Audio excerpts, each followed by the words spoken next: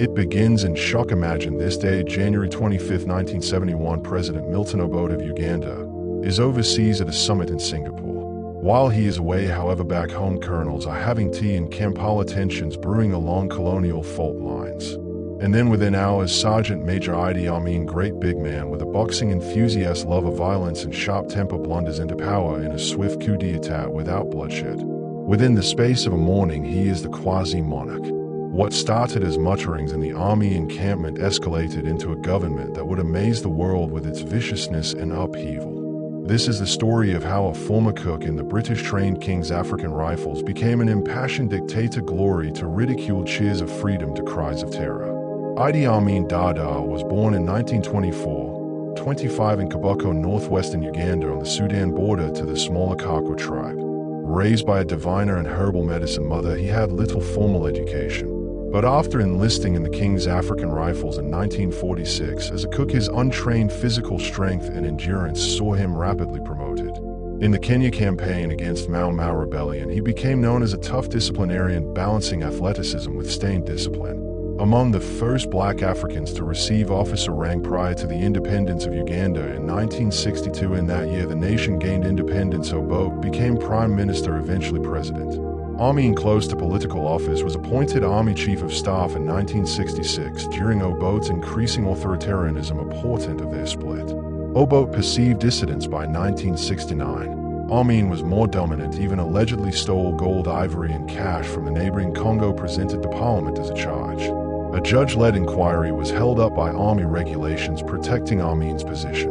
Obote considered amending them prior to administrative lethargy setting in. When Obote departed for a Commonwealth tour in January 1971, Amin moved. Obote's followers were soon silenced, arrested, some disappeared. Amin declared himself President-Commander-in-Chief. Ugandans tended to breathe a collective sigh of relief. In the first days, he released political prisoners and made up a populist nationalist image. Foreign countries as well, Britain, Israel, America, thought that he would be more compliant than the just avowedly left Obote. That honeymoon was short-lived. Amin's government turned violent, anarchic, tribal. Mid-1971, after a reported coup plot, his government carried out mass purges.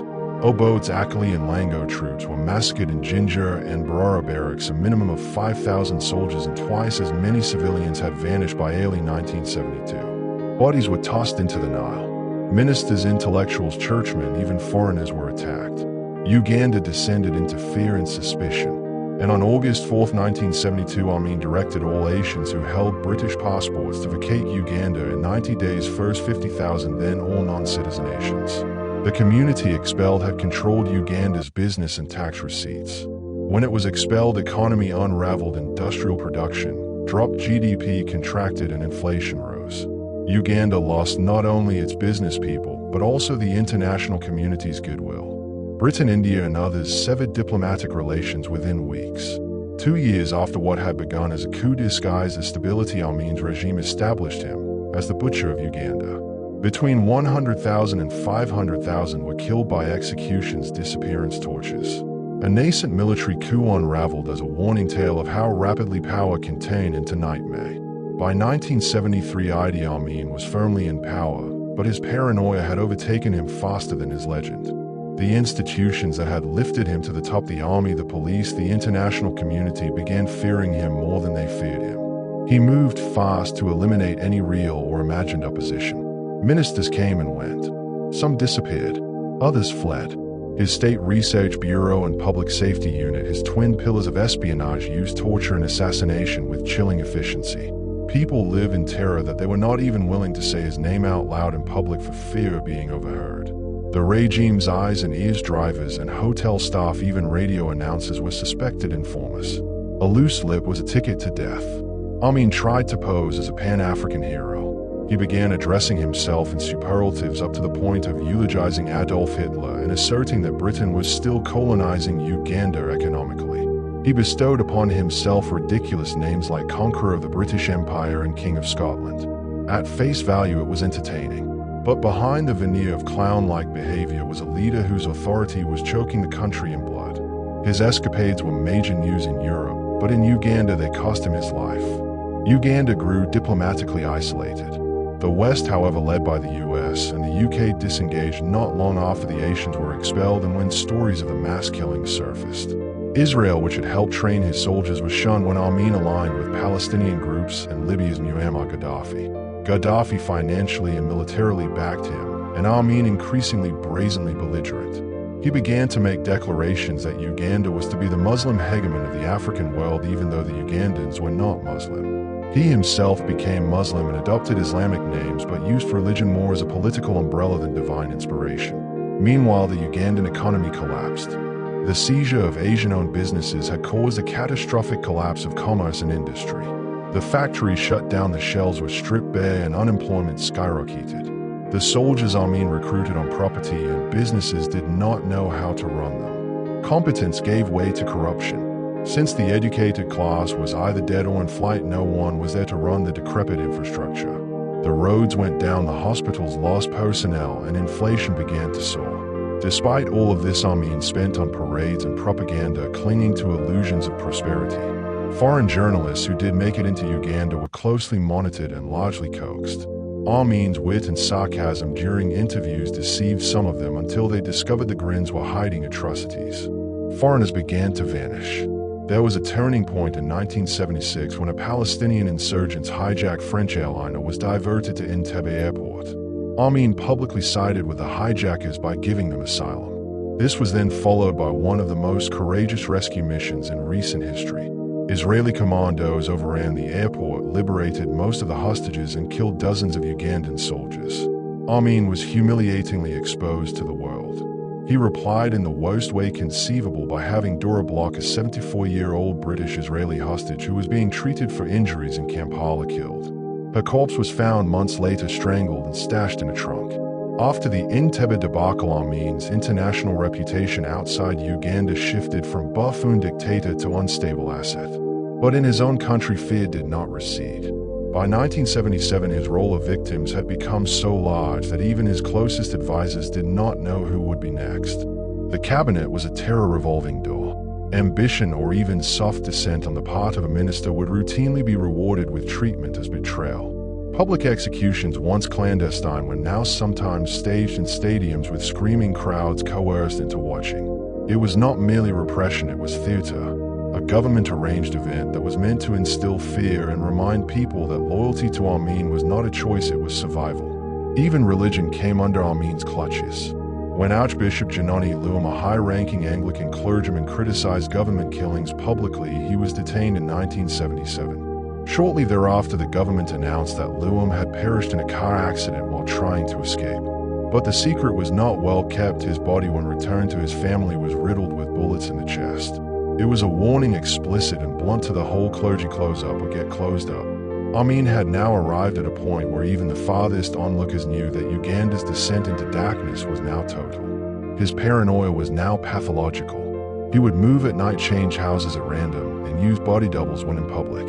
He trusted no one and increasingly drew upon a hardcore of personal loyalists from his own tribe, the Kakwa, and local Sudanese and Libyan mercenaries. This growing separation from reality was paralleled by the dirty public pronouncements.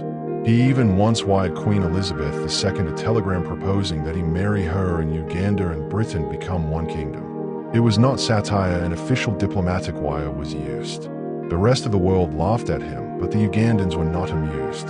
The economy of Uganda had been driven into the ground. Sugar, which had once been a staple export, had to be imported. Transport came to a standstill due to shortages of fuel. Medicine, soap, and salt, basic staples, were scarce. The bribe-taking elite took money in bribes and profits and smuggling, while regular citizens spent hours in lines waiting to buy bread. Farmers abandoned fields until, because it was too costly or too hazardous to haul crops in to send out. Infrastructure fell apart, roads fell into disrepair, there were regular power outages, and schools ran sporadically. But Amin, insulated from such concerns, saved on continuing to celebrate lavish ceremonies, wearing blinding military attire. By the late 1970s, even Amin's own army began disintegrating. The majority of officers privately hated the collapse of the regime. There was discontent, but open revolt was still too risky.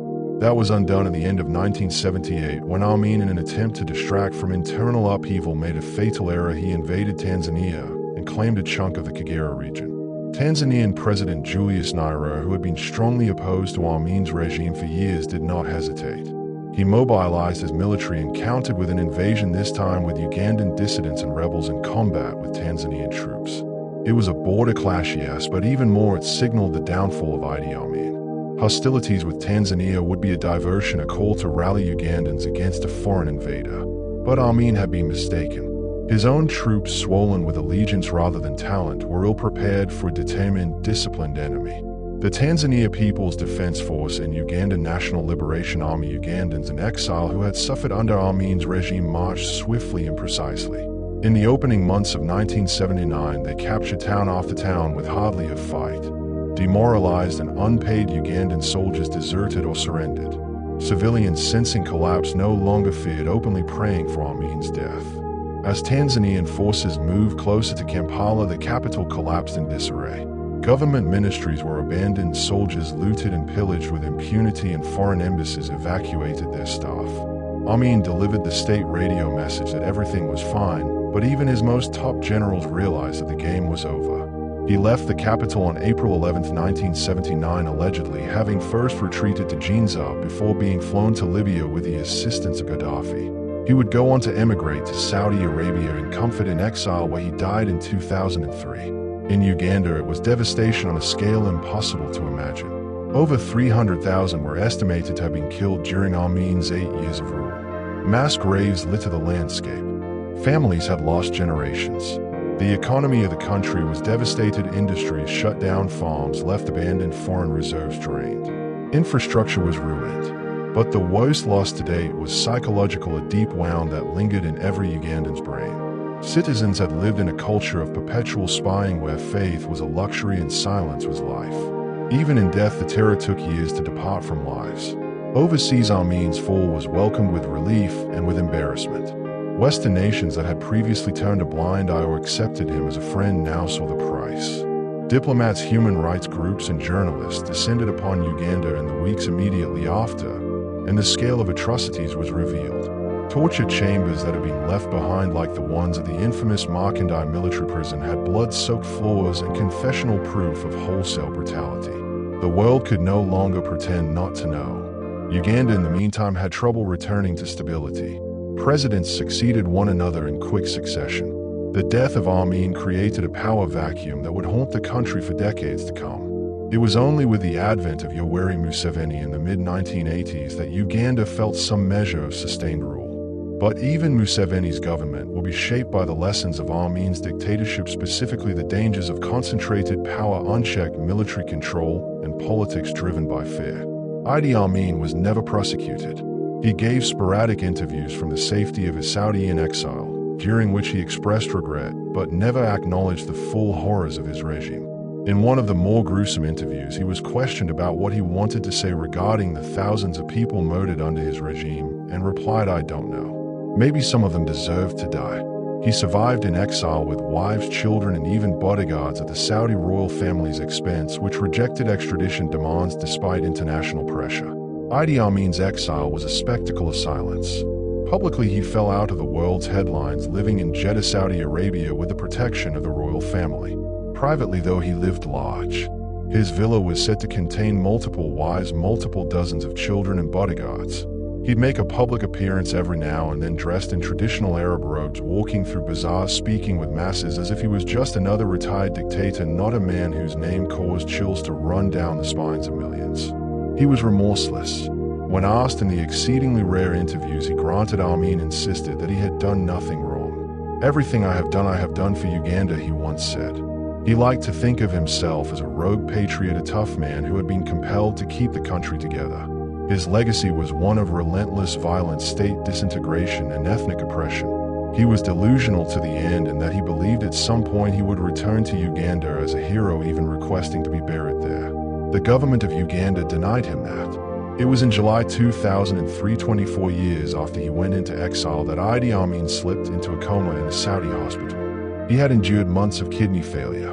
On August 16, 2003, he died. There were no international obits, no state funeral, no mourning masses. His passing did not lead to closure or justice. He was secretly buried in Jeddah, thousands of miles from the nation he tyrannized with an iron hand. and yet his shadow persists.